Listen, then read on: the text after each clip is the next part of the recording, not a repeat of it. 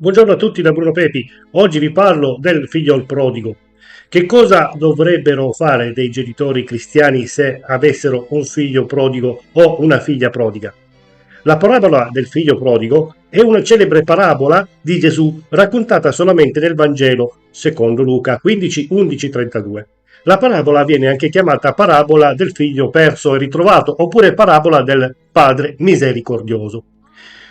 Un modo di dire un po' arcaico viene ricordata come parabola del figlio prodigo. Storicamente le varie opere d'arte che si ispirano a questa parabola ricordano con quest'ultimo titolo. Il Vangelo di Luca la presenta come ultima di una trilogia composta anche dalla parabola della pecora smarrita, Luca 15, 4, 7, e della parabola della moneta smarrita, Luca 15, 8, 10. Il termine prodigo si riferisce ad un figlio che ritorna a casa dopo aver sperperato le sue ricchezze. L'espressione ha anche acquistato un senso più ampio in riferimento a chi non segue le aspettative di chi lo ha iniziato alla vita o ad una carriera. Un'altra interpretazione è quella della vecchia e nuova alleanza. Il figlio maggiore rappresenta il vecchio testamento che rimane nella casa del padre ed il vitello grasso che viene citato è lo stesso Gesù che viene sacrificato per la salvezza del mondo. Non va confusa con la parabola dei due figli. Il testo. Un uomo aveva due figli. Il più giovane dei due disse al padre: Padre, dammi la parte di patrimonio che mi spetta. Ed egli divise tra loro le sue sostanze. Pochi giorni dopo, il figlio più giovane raccolte tutte le sue cose, partì per un paese lontano e là sperperò il suo patrimonio vivendo in modo dissoluto. Quando ebbe speso tutto, sopraggiunse in quel paese una grande carestia ed egli cominciò ad trovarsi nel bisogno. Allora andò a mettersi al servizio di uno degli abitanti di quella regione, che lo mandò nei suoi campi a pascolare i porci. Avrebbe voluto saziarsi con le carrubbe di cui si nutrivano i porci, ma nessuno gli dava nulla. Allora ritornò in sé e disse: Quanti salariati di mio padre hanno pane in abbondanza e qui io muoio di fame. Mi alzerò, andrò da mio padre e gli dirò: Padre, ho peccato verso il cielo e davanti a te. Non sono più degno di essere chiamato tuo figlio. Trattami come uno dei tuoi salariati. Si alzò e tornò da suo padre.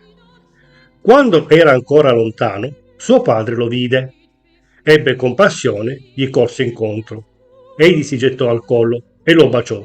Il figlio gli disse: Padre, ho peccato verso il cielo e davanti a te. Non sono più degno di essere chiamato tuo figlio. Il padre disse ai servi: Presto, portate qui il vestito più bello e fateglielo indossare. Mettetegli l'anello al dito e i sandali ai piedi. Prendete il vitello grasso, ammazzatelo. Mangiamo e facciamo festa, perché questo mio figlio era morto ed è tornato in vita, era perduto ed è stato ritrovato. E cominciarono a far festa. Il figlio maggiore si trovava nei campi. Al ritorno, quando fu vicino a casa, udì la musica e le danze. Chiamò uno dei servi e gli domandò che cosa fosse tutto questo. Quello gli rispose: Tuo fratello è qui e tuo padre ha fatto ammazzare il vitello grasso perché lo ha riavuto sano e salvo. Egli si indignò e non voleva entrare.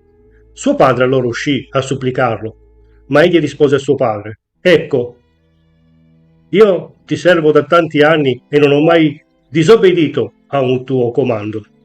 E tu non mi hai mai dato un capretto per far festa con i miei amici. Ma ora che è tornato questo tuo figlio, il quale ha divorato le tue sostanze con le prostitute, per lui hai ammazzato il vitello grasso. Gli rispose il padre: Figlio, tu sei sempre con me e tutto ciò che è mio è tuo. Ma bisognava far festa, rallegrarsi, perché questo tuo fratello era morto ed è tornato in vita, era perduto ed è stato ritrovato. Vangelo secondo Luca 15, 11, 32. La storia. Nella parabola che Gesù racconta, un uomo ha due figli e, nonostante non manchi loro nulla, Il più giovane pretende la sua parte di eredità mentre il padre è ancora in vita. Ottenutala, si reca in un paese lontano dove spreca tutte le sue ricchezze con una vita dissoluta. Ridotto alla fame, per sopravvivere è costretto a fare il mandriano di porci. Medita pertanto in cuor suo di andare da suo padre e dirgli: Padre, ho peccato contro Dio e contro di te, non merito di essere chiamato tuo figlio. Trattami come uno dei tuoi servi. Luca 15, 18, 19.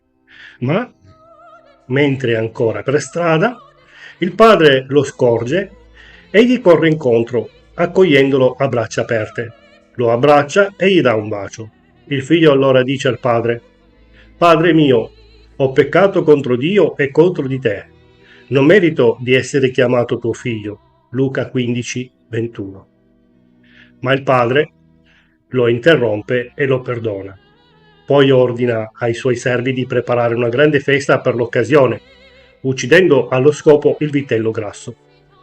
Il primogenito non capisce perché al fratello dovrebbe essere riservato un simile trattamento e ricorda al genitore che lui, che gli aveva sempre obbedito, non aveva mai ricevuto nemmeno un capretto per far festa con gli amici. Ma il padre rispose: Figlio, tu sei sempre con me e tutto ciò che è mio è tuo. Ma bisognava far festa, rallegrarsi, perché questo tuo fratello era morto ed è tornato in vita. Era perduto ed è stato ritrovato. Luca 15, 31, 32.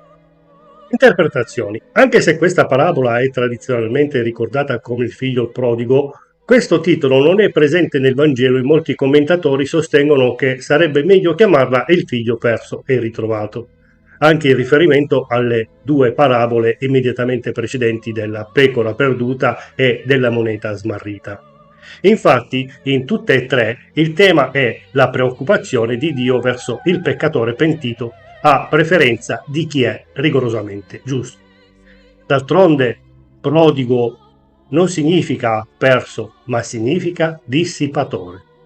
Altri commentatori preferirebbero il titolo Il Padre Misericordioso, sottolineando che il vero protagonista non è tanto il figlio prodigo, ma quanto il padre che aspetta, che accoglie, che fa festa. La parabola, che si trova solamente nel Vangelo di Luca, esprime bene la teologia distintiva di Luca dell'amore e della misericordia di Dio. Il perdono del figlio non è condizionato da buoni propositi. Il padre infatti lo accoglie ancor prima che abbia la possibilità di parlare e di esprimere il proprio pentimento.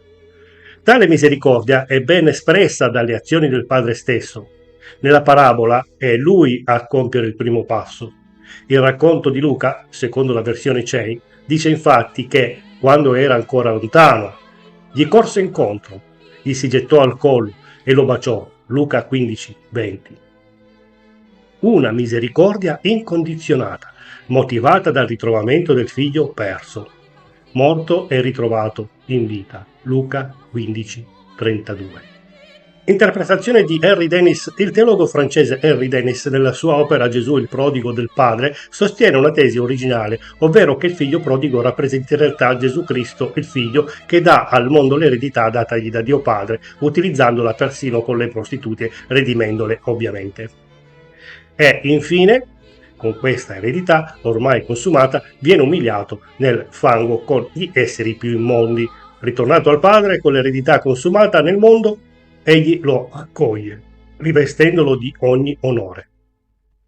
Il fratello maggiore del figlio prodigo rappresenterebbe il popolo ebraico, che, ritenendosi retto e giusto, non riconosce l'opera fatta dal figlio, da Gesù Cristo, tra parentesi, per rendere giusti coloro che non lo sono, i non ebrei, ovvero sperperando i doni di Dio, donandoli ai peccatori.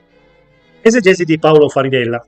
Nella sua parabola del figlio prodigo ha scritto il biblista Paolo Farinella, nel suo testo intitolato Il padre che fu madre, 2010, titolo con cui secondo Farinella andrebbe chiamata la parabola. La figura di Dio, incarnata nel padre della parabola, ha infatti spirito paterno e materno nello stesso tempo. concezione corrispondente alla stessa raffigurazione di Rembrandt, che rappresenta il padre come avente una mano maschile e l'altra femminile. Il dipinto di Rembrandt è stato usato per la copertina del testo redatto da Fariel. Che cosa dovrebbero fare dei genitori cristiani se avessero un figlio prodigo o una figlia prodiga? Nel racconto del figlio prodigo, Luca 15, 11, 32, ci sono parecchi principi intrinseci che i genitori credenti possono usare per reagire, affrontando adeguatamente i figli che camminano in modo contrario a come essi li hanno educati. Dobbiamo ricordarci che quando un figlio e una figlia ha raggiunto la propria maturità, non è più sotto l'autorità dei genitori. Nel racconto evangelico, il figlio prodigo prende la sua eredità e se ne va in un paese lontano a sperperarla. Nel caso di un figlio che non sia un credente nato di nuovo, questo è fare proprio quanto viene più naturale. Nel caso di un figlio che abbia preso in un dato momento una chiara decisione per Cristo, parliamo invece di un figlio prodigo. Nel racconto non troviamo la parola prodigo, il cui significato è sfrenatamente e sconsideratamente spendaccione, ovvero una persona che ha dilapidato i propri beni. Pertanto, questa parola descrive il figlio di Luca 15, ma anche un figlio che se ne va di casa e prende l'eredità che i suoi genitori gli hanno destinata, ribellandosi contro Dio e dimenticandosi di tutti gli anni di educazione, insegnamento, amore e premure da parte dei suoi genitori. Infatti, ogni ribellione è anzitutto contro Dio e si manifesta poi nella ribellione contro i genitori e l'autorità che essi hanno esercitato su di lui sin da piccolo. Poi questo figlio si butta a capofitto nel mondo e esce all'acqua l'eredità, ripudiando i valori dei genitori. Nota che il genitore della parabola non impedisce a questo figlio di andarsene, né lo insegue per cercare di proteggerlo da se stesso. Il genitore non interferisce nelle scelte e nelle decisioni che fa questo figlio, piuttosto resta fedelmente a casa a pregare. Quando quel figlio rientra in sé, si alza e torna a casa. Il padre lo sta aspettando, tanto che lo vede mentre egli è ancora lontano e gli va incontro. I principi, dunque, sono i seguenti. Quando i nostri figli o le nostre figlie se ne vanno per conto loro e fanno delle scelte che, come sappiamo, avranno delle brutte conseguenze, i genitori devono lasciarli andare e permettere loro di andarsene. Il genitore non segue il figlio, né interferisce con le conseguenze che ne scaturiranno. Piuttosto resta a casa, continua fedelmente a pregare e ad aspettarsi dei segni di ravvedimento e di cambiamento di direzione. Finché e a meno che ciò non accada, il genitore serba il riservo, non sottoscrive la ribellione e non diventa un ficcanaso. 1 Pietro 4,15. Una volta che raggiungono la maturità legale, i figli sono sottoposti solo all'autorità di Dio e a quella delegata dal governo. Romani 13, 1, 7. Come genitori possiamo stare accanto ai nostri figli una volta che essi hanno fatto la loro scelta per Dio. Dio utilizza il male che ci si procura da soli e l'educazione dei figli per portare tutti alla saggezza e a ognuno spetta reagire correttamente. Come genitori non possiamo salvare i nostri figli, perché può farlo solo Dio. In ubbidienza a Lui, noi dobbiamo allevarli nella disciplina e nell'istruzione del Signore. Efesini 6, 4. Quando ce ne è data l'opportunità. E poi consentire loro di fare le proprie scelte. Fino a quel momento dobbiamo vegliare, pregare e lasciare le cose nelle mani del Signore. Potrebbe essere un processo doloroso, ma che, quando è svolto secondo il punto di vista divino, porta alla ricompensa della pace del cuore. Non possiamo giudicare i nostri figli, solo Dio può farlo. Quanto a questo c'è una grande consolazione. Il giudice di tutta la terra non farà forse giustizia? Genesi 18:25. Bene, grazie a tutti per avermi seguito, tante benedizioni e spero che il video vi sia piaciuto e di essere stato abbastanza chiaro ed utile soprattutto. Se avete domande e suggerimenti, scrivetemi anche sulla mia pagina Facebook, la Cristiana Evangelica d'Italia. Iscrivetevi anche sul mio canale YouTube, mi trovate col mio nome Bruno Pepi, o Chiesa Cristiana Evangelica d'Italia, oppure nel nuovo canale dei Salmi.